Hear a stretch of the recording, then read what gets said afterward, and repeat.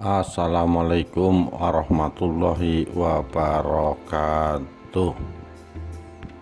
Rahayu Rahayu Sagung dumadi makam gantung Patih Jayadikta, pemilik Aji Pancasona. Jika menyebut makam gantung, orang akan teringat tentang Jayadikta, seorang patih di Kabupaten Blitar, Jawa Timur yang sakti mandraguna. Kesaktian sang patih karena memiliki ilmu Aji Pancasona yang dapat hidup kembali ketika mati jika jasadnya menyentuh tanah.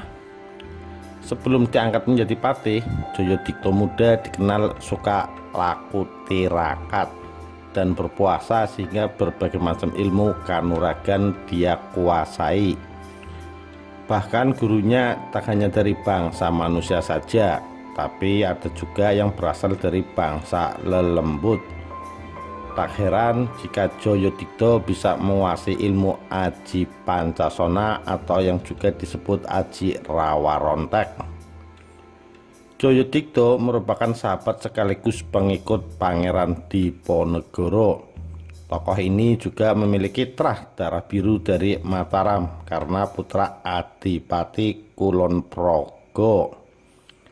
Kedikjayaan Jayadikta teruji ketika terjadi perang antara Belanda dan Pangeran Diponegoro. Sebagai pengikut Pangeran Diponegoro, Jayadikta yang saat itu masih berusia sekitar 30-an juga melakukan perlawanan kepada Belanda. Bahkan dia terus melakukan perlawanan gerilya terhadap Belanda, meski Pangeran Diponegoro telah ditangkap dan diasingkan. Bahkan Jayadikta menjadi momok bagi kompeni Belanda karena kesaktian Aji Pancasona yang dia miliki. Jayadikta dapat beberapa kali hidup kembali walaupun telah dieksekusi oleh tentara kompeni Belanda ketika itu. Begitu jasadnya dibuang dan menyentuh tanah, dia dapat hidup kembali tanpa sepengetahuan kompeni. Namun karena saat itu wilayah Yogyakarta terlalu banyak dijaga oleh kompeni, Jayadikta lebih memilih perang gerilya bersama pengikutnya menuju ke arah timur. Di kota ini tanpa sepengetahuan pihak penguasa Blitar saat itu, Jayadikta bersama laskarnya terus melakukan perlawanan terhadap Belanda, sehingga Belanda menjadi takut terhadap kesaktian Jayadikta dan pengikutnya, dan pada akhirnya melepaskan pengawasan terhadap Kadipaten Blitar.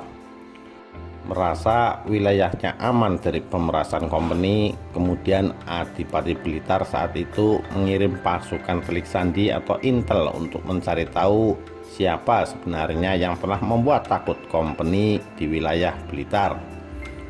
Hingga pada akhirnya telik sandi yang dikirim oleh sang Adipati menemukan Jayadikta di sebuah hutan yang masuk wilayah Blitar Selatan.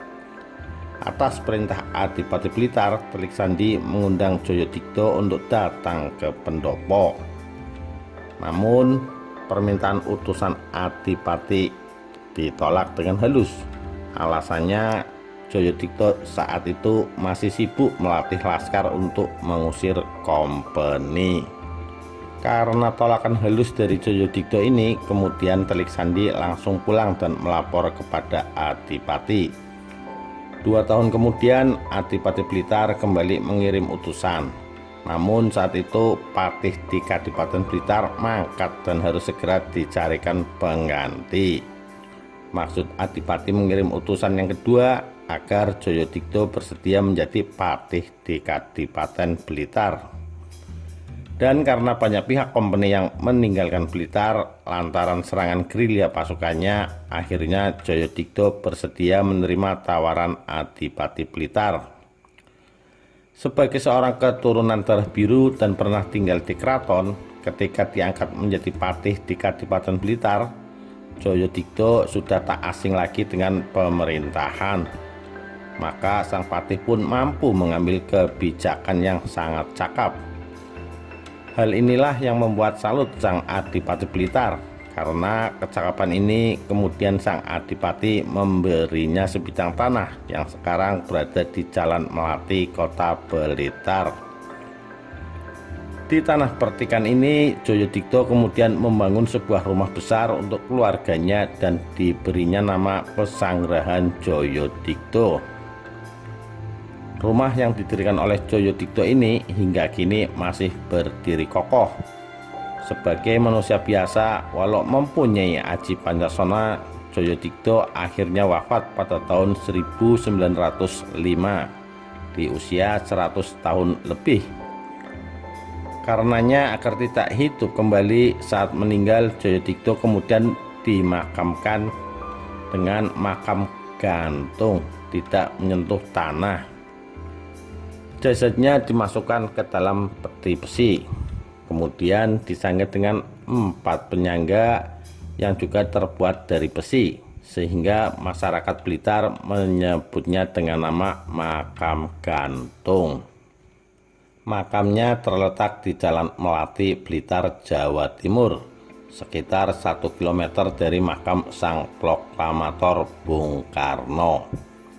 Sebagai makam seorang tokoh sakti pada zamannya, kini makam Eyang Joyodikto pada hari-hari tertentu banyak didatangi oleh para peziarah, terutama yang datang dari kalangan spiritualis. Beda dengan para peziarah biasa, kaum spiritualis ini datang ke makam Eyang Joyodikto dengan maksud tertentu, yakni ingin berguru kepada Eyang Joyodikto dengan cara gaib. Tujuannya agar mendapat titisan ilmu aji pancasona. Makam Eyang Joyodikto juga diyakini dijaga 2 sosok gaib berwujud 2 binatang besar berupa seekor ular sebesar batang pohon kelapa serta seekor harimau loreng sebesar anak sapi. 2 sosok gaib penjaga makam ini konon dulunya merupakan pengawal pribadi Eyang Joyodikto semasa hidup, yang berasal dari bangsa lelembut berwujud binatang. Karena kesetiaannya kepada majikan hingga Eyang Joyodikto wafat, kedua sosok gaib itu masih setia menunggui makam majikannya. Demikian kisah makam gantung Patih Joyodikto, pemilik aji pancasona. Terima kasih. Assalamualaikum warahmatullahi wabarakatuh. Rahayu, rahayu sagung dumadi.